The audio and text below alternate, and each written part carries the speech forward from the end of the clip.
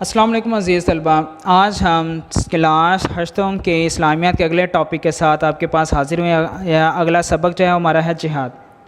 अब जिहाद क्या है? जिहाद के लफ्ज़ी मायने है किसी काम के लिए कोशिश करना और अपने मकसद तक पहुँचने के लिए अपनी सारी ताकत लगा देना। मुसलमान का ये जिहाद किसी मकसद के लिए नहीं बल्कि अल्लाह की रज़ा को अल्लाह को राज़ी करने की गर्ज से होता है, यानी कि अल्लाह ताला को राज़ी करने के लिए होता है। जिहाद फ़ी सबिलिल्लाह ये है कि अल्लाह ताला के दीन पर पूरी तरह से अमल करने और इसे दूसरे बंदों तक पहुंचाने के लिए जो कुछ कर डाला जाए जो इंसान के बस में हो वो अपनी पूरी क़ुव्वत और इस मकसद के असूल में लगा दी जाए। जो शख्स जिहाद में हिस्सा लेता है उसे मुजाहिद कहते हैं। अब जिहाद की फ़र्ज़ियत क्या है?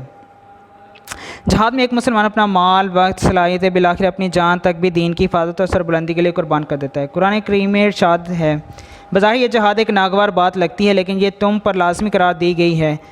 और नीज़ इरशाद फरमाया है कि पूरी तरह अल्लाह ताला के दीन और इसकी फरमाबरदारी की राह हमवार करने के लिए ज़रूरी है कि फ़ितने की हालत ख़त्म हो जाए। और फ़ितने का मतलब ये है कि इस्लाम के रास्ते में रोड़े अटकाए जाएँ और लोगों को इस्लाम की पैरवी का हक़ ना दिया जाए और इन्हें अपने हकीकी मालिक की बंदगी से रोका जाए। ये ऐसा जुल्म है जिससे बड़ा कोई जुल्म नहीं हो सकता। ये कत्ल से भी बड़ा जुल्म है।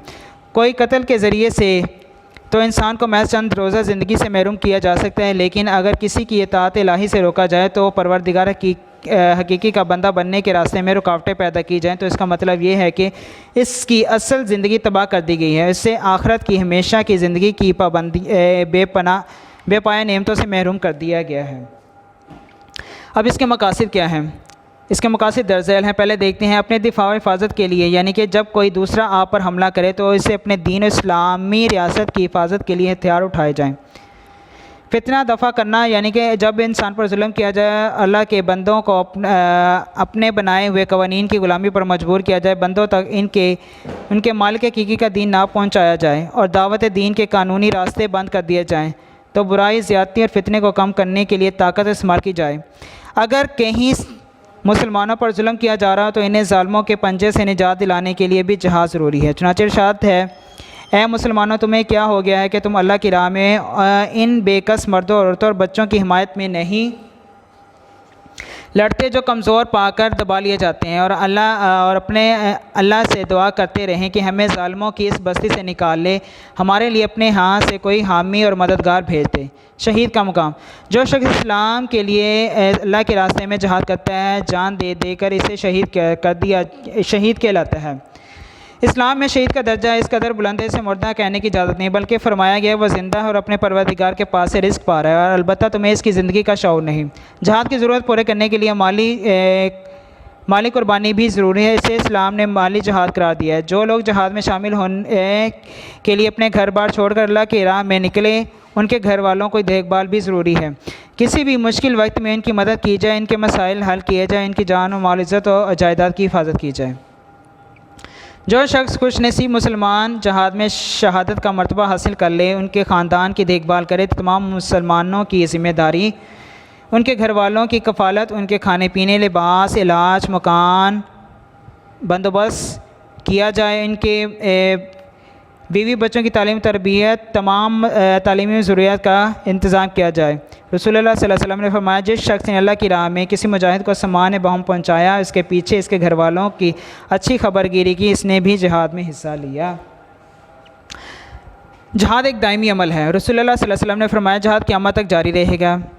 दुनिया के मुख्तलिफ़ हिस्सों में आज भी जिहाद हो रहा है। बेशुमार मुजाहिदीन इस्लाम भी आज भी अपने दीन की हिफाजत, जुल्म से निजात, आज़ादी के असूल, अपने मज़लूम भाइयों की इमदाद के लिए जिहाद फ़ी सबिलिल्लाह में हिस्सा ले रहे हैं। हमारी ज़िम्मेदारियाँ, अगरचे एक तालिब इल्म की हैसियत से हम जिहाद में अमलन शामिल नहीं हो सकते, लेकिन जिहाद की तैयारी के सिलसिले में माली इमदाद मुहैया कर सकते हैं।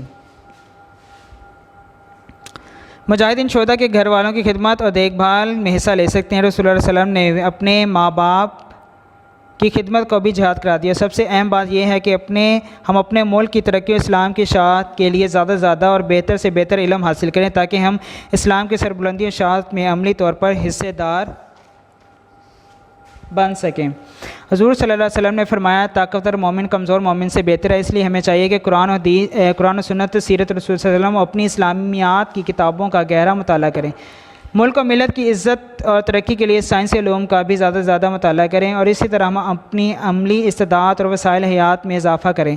निज जिस्मानी तौर पर भी अपने आप को ज़्यादा से ज़्यादा तंदुरुस्त और तवाना बनाएँ, लेकिन बुनियादी मकसद महज अपनी ज़ात को फ़ायदा पहुँचाने के बजाय मुल्क और मिलत की खिदमत होना चाहिए। अब इसकी एक्सरसाइज देखते हैं। जहाद फ़ी सबिलिल्लाह का मफ़हूम, ये पहला पैराग्राफ जो हमने पढ़ा है, ये जहाद फ़ी सबिलिल्लाह का मफ़हूम, ये लॉन्ग नंबर 1 हो जाएगा आपका। मुसल्लह जहाद के मकासद क्या है? जहाद के मकासद जो हमने पढ़े हैं ये लॉन्ग हो जाएगा आपका 2। जो लोग किसी वजह से ख़ुद मुसल्लह जहाद में शमूलियत नहीं करते, वो मुजाहिदीन इस्लाम की खिदमत में, ये इसका लॉन्ग नंबर 3 जो है। शहीद का मुकाम जो इसका तीसरा जो पैराग्राफ है, जो शख्स खुश नसीब मुसलमान जहाद में, यहाँ से लेकर यहाँ तक ये आपका लॉन्ग नंबर 3 बन जाएगा। और जो आखिरी है फितना का मफ़हूम, इसकी हकीकत तफसील से बयान करें। फितना का मफ़हूम जो है ये जहाद की फ़र्जियत, इसकी लाइन नंबर जो है 4, यहाँ से लेकर जहाँ तक ये पैराग्राफ ख़त्म हो रहा है, ये आपका लॉन्ग नंबर 4 बन जाएगा। खाली जगह की तरफ आते हैं। पहली में आ जाएगा ताकत अल्लाह की, दूसरी में आ जाएगा राज़ी, तीसरी में आ जाएगा मुजाहिद, चौथे में शहीद, उससे अगले में हिस्सा, उससे अगले में आ जाएगा क़यामत और लास्ट में आ जाएगा मुर्दा। अज़ीज़ तलबा, आज हमने जो इस्लामियत का टॉपिक पढ़ा इसकी समझ आई होगी। अगले टॉपिक के साथ फिर मिलेंगे। अल्लाह।